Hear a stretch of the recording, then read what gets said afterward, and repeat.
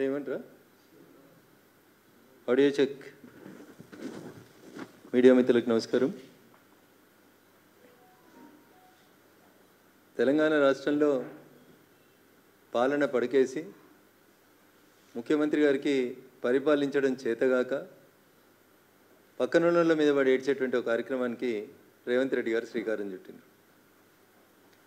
నిజంగా పనిచేయడం చేతనైతే ప్రతిపక్షాల మీద విమర్శలు చేయాల్సినటువంటి అవసరం ముఖ్యమంత్రికి లేదు. ఎస్ఎల్బిసి టన్నెల్లో ప్రమాదం జరిగి 8వ రోజు దగ్గరికి వస్తుంది.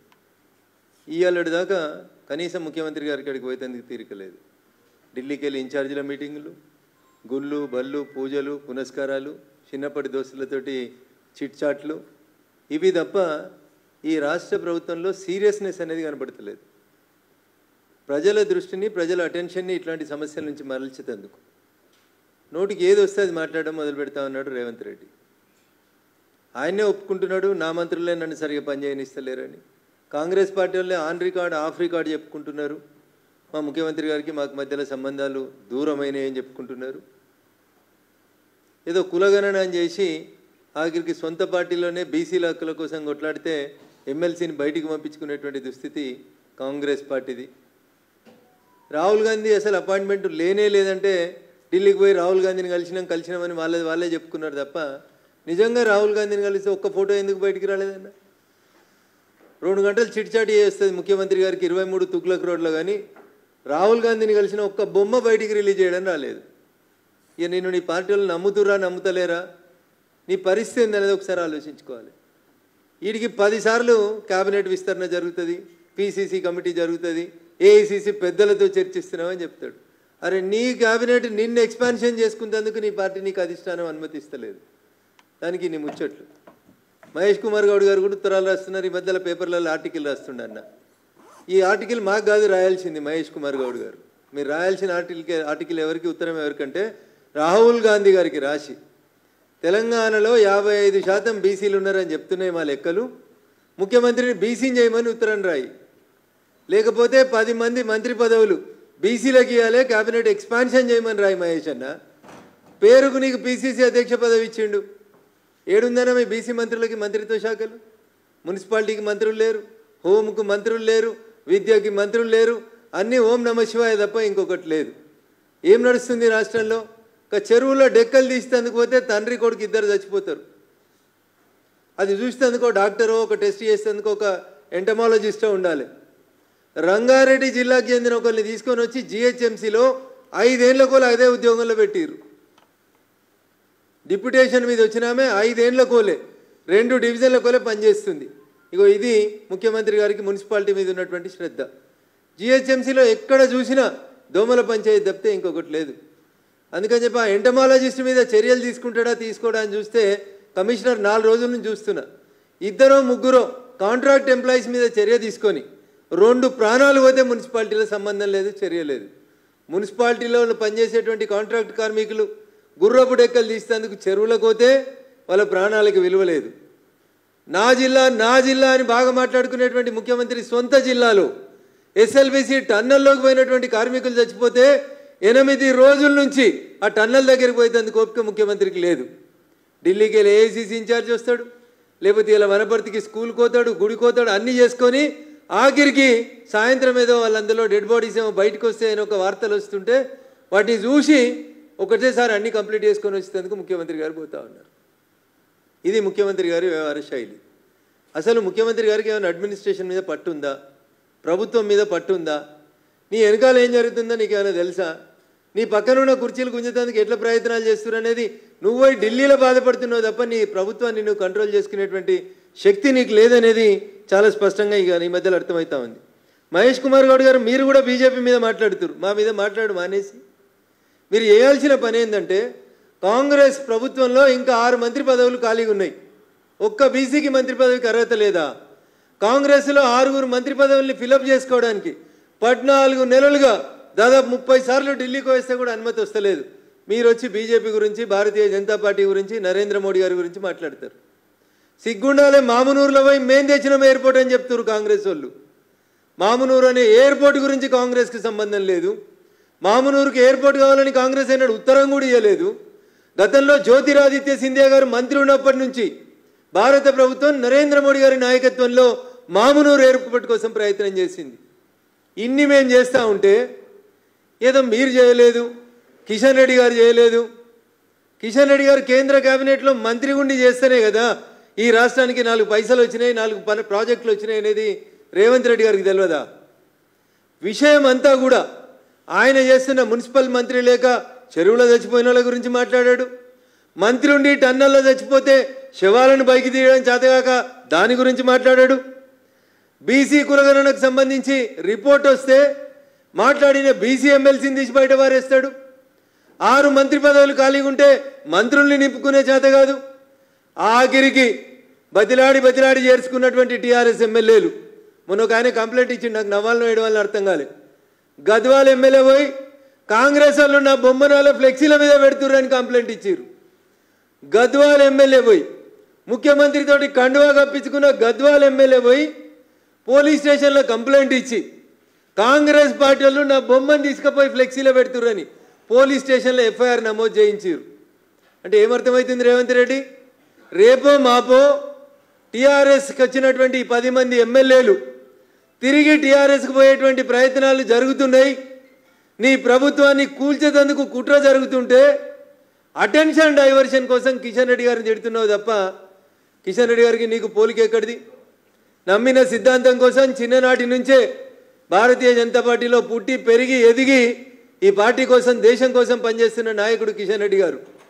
నీలాగా పదవుల కోసం అవసరాల కోసం పార్టీలు మారి ఏ పార్టీ నాయకత్వాన్ని అయితే బాగా తిట్టినవో అదే పార్టీలకు ముఖ్యమంత్రి కాలేదు. కిషన్ రెడ్డి గారు సౌమ్యుడు, మంచోడు, నిరంతరం ప్రజల కోసం పనిచేసేటువంటి నాయకుడు. ఆయన తిడితే ఏమొస్తుంది? ప్రాజెక్టుల మీద చర్చకు రమ్మని నేను 4 సార్లు అడిగిన మీ కాంగ్రెస్ పార్టీని. దేని మీద వస్తారు? మళ్ళీ నిన్న మీ పీసీసీ ప్రెసిడెంట్ కూడా మాట్లాడుతున్నాడు ఐటీఐఆర్ గురించి.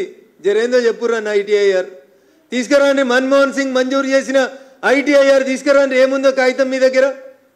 ఏం చేయాలని రాసిరో ఐటీఐఆర్లో తీసుకురాండి. ఏం చేసినో మీరు వచ్చినాక మేమేం చేసినామో ఒకసారి ఐటీఐఆర్ మీద చర్చకు రాండి. ఇవి ఏమి లేవు. ఉత్త గాయి గత్తరు మాటలు తిట్టేసిపోవడం తప్ప ఇద్దరు డెక్కలు తీసేందుకు పోయి చచ్చిపోతే ఒక ఎంటమాలజిస్ట్ లేదు, ఒక జిహెచ్ఎంసీ కమిషనర్ నుంచి ఒక అధికారికమైనటువంటి స్పందన లేదు. మున్సిపల్ మంత్రి ఎవరంటే ముఖ్యమంత్రి, మున్సిపల్ మంత్రి. ఇట్లాంటి రాష్ట్రంలో రేవంత్ రెడ్డి గారి పాలన నీరో చక్రవర్తి లాగా పోతుంది తప్ప ఇంకొకటి లేదు. ఎమ్మెల్సీ పనులు, ఢిల్లీ పనులు, పార్టీ మీటింగులు, చిన్ననాటి దోస్తుల చిట్చాట్లు, పక్క పార్టీ వాళ్ళని తిట్టుడు, ఇవన్నీ అయిపోయినాక 8 రోజుల తర్వాత ఇవాళ ముఖ్యమంత్రి గారికి తీరిక దొరికిందంటే ఒక్కసారి దయచేసి ఆలోచించమని చెప్పి ఈ సందర్భంగా నేను తెలంగాణ సమాజానికి విజ్ఞప్తి చేస్తూ ఉన్నాను. పొద్దున్న లేస్తే ఢిల్లీ పోతారు, పొద్దున్న లేస్తే అధిష్టానం అని చెప్తారు. నేను మళ్ళీ అడుగుతున్నా, అరే నువ్వు పక్క పార్టీ వాడు అయినా పొద్దున్న లేస్తే మమ్మల్ని నిరంతరం విమర్శిస్తున్నా తెలంగాణ అభివృద్ధి కోసం మేము పనులు ఇస్తూ ఉన్నాం, పైసలు ఇస్తూ ఉన్నాం. అడిగినప్పుడల్లా అపాయింట్మెంట్ కూడా ఇచ్చారు ప్రధానమంత్రి గారు. సాటు కాదు, బాదాప్తా బొమ్మ దిగి మరీ ప్రెస్కి ఇచ్చినాం మేము. మరి రాహుల్ గాంధీతో దిగిన బొమ్మ ఏదన్నా? రాహుల్ గాంధీ ఎందుకు కలుస్తలేడన్నా నిన్ను? ఒకసారి ఒక మంత్రిని పంపిస్తారు, నీ ఎంబడి నీ నాయకత్వం ప్రధానమంత్రి దగ్గరికి పోతుంటే ఇంకొకసారి ఇంకో మంత్రిని పంపిస్తారు. నీ మీద విశ్వాసం లేనిది ఎవరికి? ప్రజలకు కాదు. నీ మీద విశ్వాసం లేనిది మీ పార్టీ నాయకులకే నీ మీద విశ్వాసం లేదు రేవంత్ రెడ్డి గారు. అది తెలుసుకో. కాంగ్రెస్ పార్టీ ఈ 14 నెలల్లో చేసినటువంటి పాలనను చూసి ప్రజలు చాలా బాధపడుతూ ఉన్నారు. పేన మీకెళ్ళి పోయిలవటమని బాధపడుతూ ఉన్నారు. ఇట్లాంటి విషయాలన్నింటినీ పక్కదారి పట్టించుకున్నందుకే రేవంత్ రెడ్డి గారు ఇట్లాంటి నోటికి వచ్చినట్టు మాట్లాడుతూ ఉన్నాడు. ఏదైనా ఒక్క విషయం మీద ఈ రాష్ట్ర ప్రభుత్వానికి కానీ ఈ రాష్ట్ర ప్రభుత్వాన్ని నడుపుతున్న పెద్దలకు కానీ అవగాహన ఉందని నేను ఈ సందర్భంగా సూటిగా అడుగుతున్నా. పక్క రాష్ట్రంలో ముఖ్యమంత్రి మాట్లాడుతున్నాడు త్రిభాషా సిద్ధాంతం మంచిది కాదని. దానికి రేవంత్ రెడ్డి కూడా మాట్లాడుతున్నాడు. ఏం తెలుసు రేవంత్ రెడ్డి గారు నీకు? ఈ దేశంలో త్రిభాషా సిద్ధాంతాన్ని తీసుకొచ్చింది ఎవరు?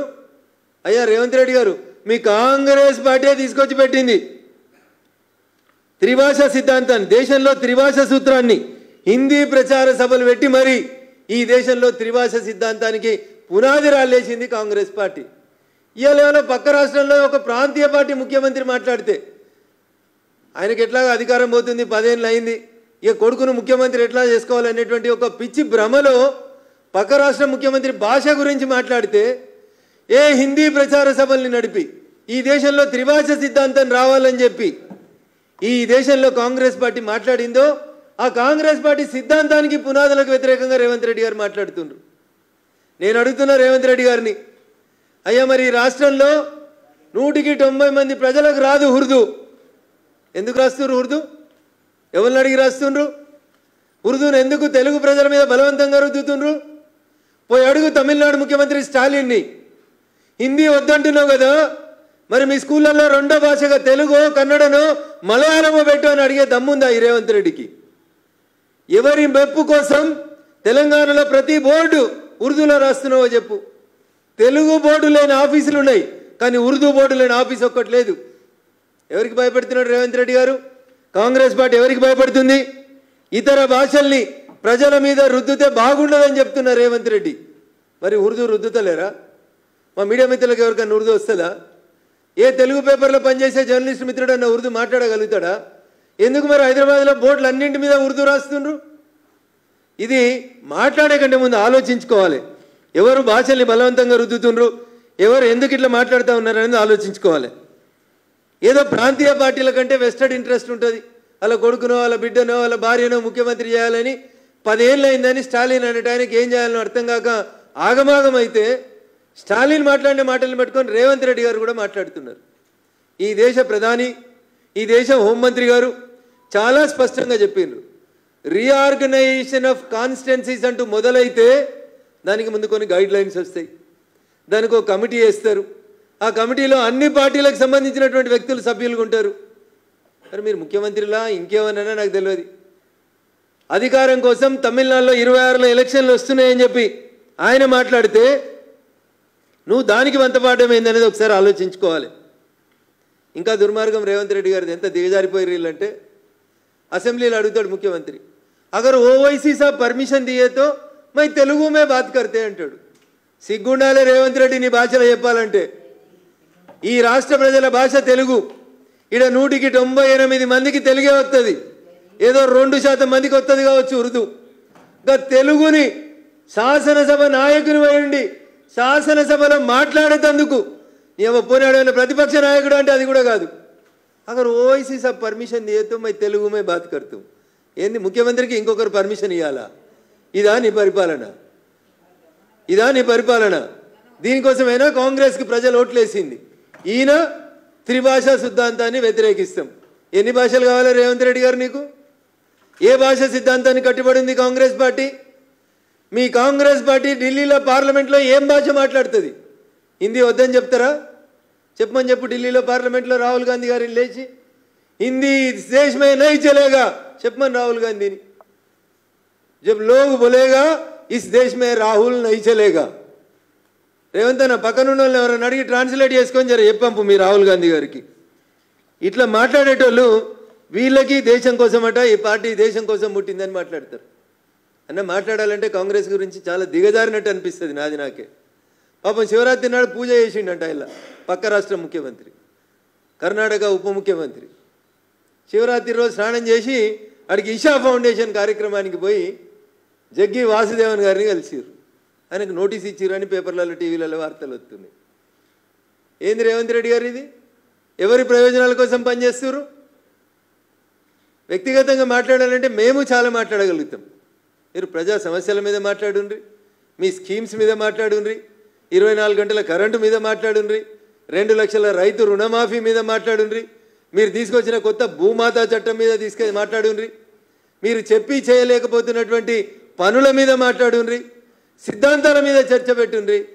లేదా జూన్ 2, 2014 తెలంగాణ రాష్ట్రం ఏర్పాటు అయిన నుంచి ఇయ్యాలటి దాకా తెలంగాణకు కేంద్ర ప్రభుత్వం నరేంద్ర మోడీ గారు ఇచ్చిన పైసల గురించి లెక్క పెడదామని చెప్తే మేము రెడీగా ఉన్నాం చర్చకని చెప్తున్నా.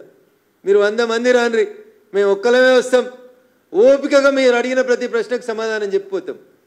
ప్లేస్ టైం వేదికను మీరు నిర్ణయించారు.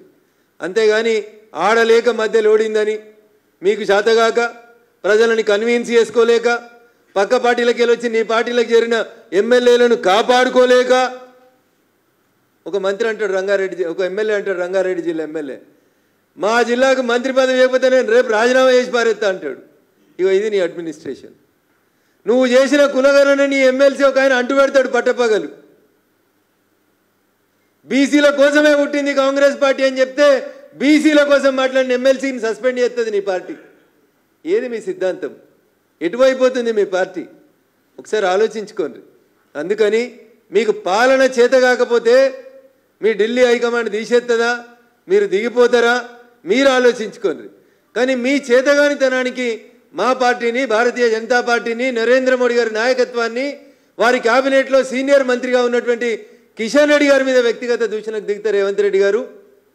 ఒక ఏళ్ళు మా వైపు చూపిస్తే 4 ఏళ్ళు మీ వైపు చూపిస్తున్నాయనేటువంటి నగ్న సత్యాన్ని రేవంత్ రెడ్డి గారు గుర్తుంచుకోవాలి.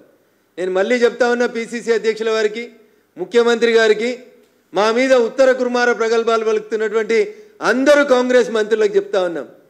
మీ 14 నెలల పాలన మీద, మీరు చేసిన పనుల మీద, మీ 14 నెలలలో మేము ఇచ్చిన పైసల మీద మేము చర్చించడానికి సిద్ధంగా ఉన్నాం. బడ్జెట్ మీద మాట్లాడతారు వీళ్ళు అని ఏమైనా తెలుసా మీకు? రేపు రంగారెడ్డి జిల్లా, సంగారెడ్డి జిల్లా, మేడ్చల్ జిల్లా, ఈ 3 జిల్లాలలో ఉన్నటువంటి ప్రజలు తెలంగాణ రాష్ట్ర బడ్జెట్కు 100కి 80 పైసలు మేమే ఇస్తున్నాం, వచ్చిన పైసలు మొత్తం మా 3 జిల్లాలలోనే పెట్టమంటే నీ కొడంగల్కి ఏం పెట్టుకుంటావు రేవంత్ రెడ్డి? నువ్వు పోతున్న వనపర్తికి ఏమిస్తావు, అచ్చంపేటకి ఏమిస్తావు, ఆదిలాబాద్కి ఏమిస్తావు, మహబూబాబాద్కి ఎడికెళ్ళి ఇస్తావు? అంటే తెలంగాణకి వెళ్ళి పైసలు బాగా వస్తున్నాయి, మా పైసలు తీసుకుపోయి ఇంకో దగ్గర పెడుతున్నావు. ఈ పాడిందే పాడరా పాసు పనుల భాగవతమని పాడి పాడి ఓడిపోయి ఫామ్ హౌస్లో అన్నాడు. నువ్వు ఏడ వండాలని కోరుకుంటున్నావు, నీ ఇష్టం మరి. అందుకని అనవసరంగా మోడీ గారి పాలనని, భారతీయ జనతా పార్టీని ఎక్కతక్క విమర్శిస్తే వెనకటికి మాట్లాడిన వాళ్ళందరూ ఏడబోయినరో రేపు నువ్వు కూడా గాడికే పోతావు తప్ప కొత్తగా ఏముండదు. చివరికి ఒక మాట, కేసుల గురించి మాట్లాడుతున్నాడు. ఏ కేసులన్నా? నిన్ను లోపల పెట్టిన కేసులో ఏసీబీ లోపల పెట్టింది నిన్ను. ఏసీబీ ఎవరి కింద పనిచేస్తుందన్నా? ముఖ్యమంత్రి కింద పనిచేస్తుంది. నువ్వు కేటీఆర్ మీద పెట్టిన కేసు ఏం కేసు అన్నా? ACB case. ఏసీబీ కేసులో ఎందుకు రిమాండ్ చేస్తలేవన్నా? భయపడుతున్నావా? ఈడీ వచ్చి కాగితాలు కొంచెమైంది, నీ దగ్గర లేవా ఇంకో కాగితాలు? ఈడీ అరెస్ట్ చేయకమని చెప్పిందా? ఏ కోర్టు అన్నా కేటీఆర్ని అరెస్ట్ చేయకమని చెప్పిందా? ఏమన్నా స్టే ఉన్నదా? ఇన్వెస్టిగేషన్ కాగితాలు ఈడీ కొంచెమైంది, కిషన్ రెడ్డిని ఇప్పిమను. కిషన్ రెడ్డి ఇప్పితే నువ్వెందుకు, నీ ఏసీబీ ఎందుకు? నిన్ను తీసుకుపోయిన రోజు ఏసీబీ వాళ్ళు ఎట్లా తీసుకుపోయారో మర్చిపోయినావా? మరి ఇలా కేటీఆర్ వచ్చి మీ ఏసీబీ ఆఫీస్ ముంగట నిలబడి సవాల్ చేసిపోతే తోక ముడిస్తేవి. అరవింద్ కుమార్ అనే ఐఏఎస్ ఆఫీసర్ చెప్పిండు కేటీఆర్ చెప్తేనే పైసలు ట్రాన్స్ఫర్ అయినాయని. ఇంకేం కావాలి సాక్ష్యం? ఇన్ని ఉంటే కూడా నువ్వు ఆయనను అరెస్ట్ చేయడం చేత కాదు. నీ పాలన నీకు చేతగాక, ప్రజలకు మేలు చేయడం నీకు చేతగాక నువ్వు వచ్చి మా మీద విరుచుకుపోవడం, ముఖ్యంగా మా పార్టీ అధ్యక్షుని మీద విరుచుకుపోవడాన్ని భారతీయ జనతా పార్టీగా మేము తీవ్రంగా ఖండిస్తూ ఉన్నాం. సబ్జెక్టు మీద, సిద్ధాంతం మీద, అంశాల మీద చర్చకు సిద్ధంగా ఉంటే బరాబరి చర్చకు రావడానికి భారతీయ జనతా పార్టీ పార్లమెంట్ సభ్యుడిగా మేము సిద్ధంగా ఉన్నాం. ఇంకెవరు అడిగారు నిన్న, బహుశా పిసిసి అధ్యక్షుడే అనుకుంటా. 8 మందిని గెలిపిస్తే ఏం చేస్తుర్రు? మీరేం చేసిర్రు? మీరేం చేసిర్రు అంటున్నా. 2004 నుంచి 2014 దాకా ఆంధ్రప్రదేశ్ పునర్వ్యవస్థీకరణ చట్టం రాసిన రోజు మహేష్ కుమార్ గౌడ్ గారు మీ పార్టీ అధికారంలో ఉంది. ఏదో బయ్యారం స్టీల్ ఫ్యాక్టరీ రాలేదని సన్నాయి నొక్కులు నొక్కుతున్నావు కదా, బయ్యారంలో స్టీల్ ఫ్యాక్టరీ పెడతాం అని ఎందుకు రాయలేదన్న ఆ రోజు? తెలుగులో రాయించానుంటివి. యాడున్నావన్నా నువ్వు? ఆంధ్రప్రదేశ్ పునర్వ్యవస్థీకరణ చట్టం 2014 వచ్చిన రోజు దాంట్లో ఏం రాసిర్రు మీరు? ఫీజిబిలిటీ ఉంటే పెడతామని రాసిర్రు. ఫీజిబిలిటీ లేదు కాబట్టి పెట్టలేదు. అందుకని దయచేసి భారతీయ జనతా పార్టీని విమర్శించే కంటే ముందు వీఆర్ సిన్సియర్. 8 మంది ఎంపీలం సిన్సియర్గా ఉన్నాం. కేంద్రం నుంచి వచ్చే నిధుల విషయంలో సిన్సియర్గా ఉన్నాం. ఆఖరికి మీకు ఇచ్చిన గిరిజన యూనివర్సిటీ, మీకు ఇచ్చిన హార్టికల్చర్ యూనివర్సిటీ, మీకు ఇచ్చిన ఎయిమ్స్, మీకు ఇచ్చిన జాతీయ రహదారులు, మీకు ఇచ్చినటువంటి ప్రతి అంశం మీద మేము చర్చకు సిద్ధంగా ఉన్నాం. మీరు రండి అని చెప్తూ ఇంకొకసారి వ్యక్తిగత దూషణలకు దిగితే ఖచ్చితంగా ఈట్కా జవాబ్ పత్తర్ సే దేంగే అనేటువంటి దానికి భారతీయ జనతా పార్టీ కార్యకర్తలు సిద్ధమవుతున్నారని చెప్పి ఈ సందర్భంగా ముఖ్యమంత్రి గారిని హెచ్చరిస్తా ఉన్నాం. Thank you and all.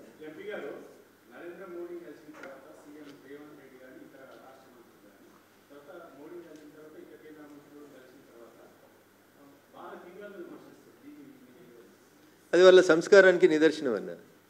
మా ఇంటికి వస్తావు, నేను పెట్టిన బువ్వ తింటావు, ఆఖరికి పాను అవి లాస్ట్కి ఇచ్చేటువంటి ఒక్కపొడి తీసుకుంటావు, ఈడ మంచిగానే నటిస్తావు, బయటకు పోయి మీడియా కనవడంగానే పూనకం వచ్చినట్టు అరిస్తే దానికేం సంబంధం అన్న? అదేమో ఫెడరల్ స్ఫూర్తి అట, అది ఫెడరల్ స్ఫూర్తి. ఫెడరల్ స్ఫూర్తిలో పక్కపాటి అని తిడితే పని అవుతుంది.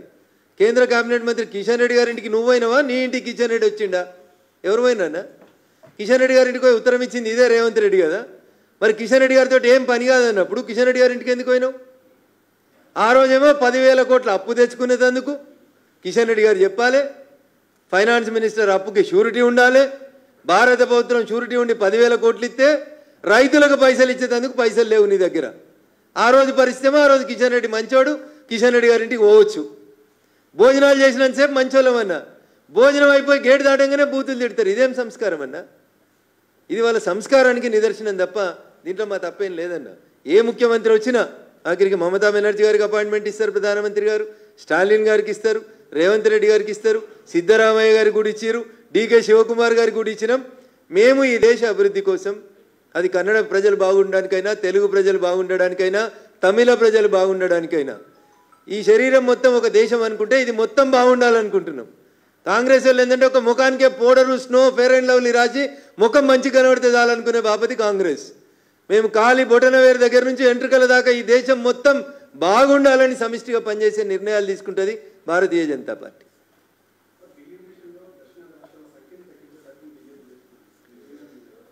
బాగా పైత్యం ఎక్కువైన వాళ్ళు, రాత్రిపూట నిద్ర పట్టక కలలు కన్నోళ్ళు, ఎవరు పడితే వాళ్ళు మాట్లాడేటువంటి మాటలు. ఎవరు చెప్పారు నీకు?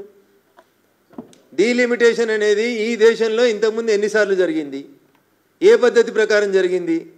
డీలిమిటేషన్ జరగాలంటే ఒక ప్రొసీజర్ ఉంటుంది. రాష్ట్రపతి గారు ఒక నోటిఫికేషన్ ఇస్తారు, ఎన్నికల కమిషన్ ఒక నోటిఫికేషన్ ఇస్తుంది, డీలిమిటేషన్కి ఒక కమిటీ ఏర్పాటు చేస్తారు. ఏమైనా అయిందా? పెళ్ళే కాలేదు, పిల్లల గురించి మాట్లాడుతూ అయిందన్న. ముందుగా పెళ్లి చేసుకో, తర్వాత ఆడబిడ్డను కందామా, మగబిడ్డను కందామా, 1/2 మందిని కందామా, ఎలాంటి మస్క్ లెక్క 14 మందిని కందామా, తర్వాత మాట్లాడుకుందాం. నీకు పెళ్ళే కాలేదు, పిల్లనే లేదు, నీకు నువ్వు వచ్చేదో మాట్లాడుతూ ఉంటావు ఏందన్నా? డీలిమిటేషన్కి ఒక కమిటీ వస్తుంది, పార్లమెంట్ ఉంటుంది, చట్ట ప్రకారం ప్రధానమంత్రి గారు పార్లమెంట్లో చెప్పినారు. ఎందుకు ఇంత ఉచ్చిలితనం, ఎందుకు ఇంత తొందరపాటుతనం ఎందుకన్నా? ఏమైందని? పెళ్ళైతే కూడా 10 నెలలు ఆగాలన్న పిల్లలు పుట్టాలంటే. డీలిమిటేషన్ కమిటీ వేసినాక అన్ని రాష్ట్రాలను తిరుగుతుంది కమిటీ. అందరు ముఖ్యమంత్రులు వచ్చి అభిప్రాయాలు చెప్పుండ్రి. ఏమి లేదు, ఆలు లేదు, చూలు లేదు. స్టాలిన్కి 26లో ఎలక్షన్లు వస్తున్నాయి. డీలిమిటేషన్ కమిటీ రావాలంటే అన్న విను, డీలిమిటేషన్ జరగాలంటే ముందు జనగణన జరగాలి. జనగణన జరిగిందా? జరిగిందా? స్టాలిన్ అరుస్తున్నాడంటే ఎందుకు అరుస్తున్నాడు? 10 ఏళ్ళు అయిపోయింది, ఆయన ముఖం ఎవడు చూస్తట్లేడు. ఆయన కొడుకుని ముఖ్యమంత్రిని చేసుకోవాలి కాబట్టి స్టాలిన్కి ఏదో కడుపులో కాలుతా ఉంది. దానికి హిందీ భాషకి నల్ల రంగు రుద్దుడు, హిందీ భాషను బలవంతంగా రుద్దుతురు. తెలుగును పెట్టమని సెకండ్ లాంగ్వేజ్లో. మద్రాస్ ఎర్స్టైల్ స్టేట్ ఆఫ్ ఆంధ్రప్రదేశ్ కదా, తెలుగు వాళ్ళు చాలా మంది ఉంటారు కదా మద్రాసులో. మరి తెలుగు మాట్లాడే తెలుగు భాషను పెట్టమను. అది చేత కాదు అడిగేందుకు రేవంత్ రెడ్డి గారికి. కానీ ఇట్లా మాట్లాడుతూ ఉంటారు. ఫస్ట్ జనగణన జరగాలి, ఆ తర్వాత డీలిమిటేషన్కి ఒక కమిటీ వేయాలి, ఆ తర్వాత ఎన్నికల సంఘం, భారత ప్రభుత్వం, భారత రాష్ట్రపతి, ఇన్ని నోటిఫికేషన్లు రావాలి. ఇవన్నీ జరిగితే ఎప్పుడో 26 చివరిలో జరుగుతాయి కదా. ఎస్ఎల్బీసీ టన్నెల్లో చిక్కిన 8 మంది దగ్గరికి ఎందుకు పోలేదు ముఖ్యమంత్రిని అడగడం చేతగాని మిత్రులు, డీలిమిటేషన్ ఎప్పుడో 26 చివరిలో జరిగేదాని గురించి ఎందుకన్నా పంచాయతీ? ఇప్పుడు గుడి కోతాడట, వనపూర్తికి స్కూల్ కోతాడట, అవన్నీ అయిపోయినాక పగటిలు దోస్తులతోటి ముచ్చట అయిపోయినాక పొద్దుకు పోతాడట ఎస్ఎల్బీసీ టన్నెల్కి. ఇది ఈ ముఖ్యమంత్రి గారికి ఈ రాష్ట్ర ప్రజల పట్ల, ఈ రాష్ట్ర అభివృద్ధి కోసం పనిచేస్తూ చనిపోతున్నటువంటి వ్యక్తుల పట్ల ఆయనకు ఉన్నటువంటి ప్రేమన్న. ఇది అడుగురన్నా. आज का बात आज बात करो, कल के बारे में कल देखेंगे. Thank you.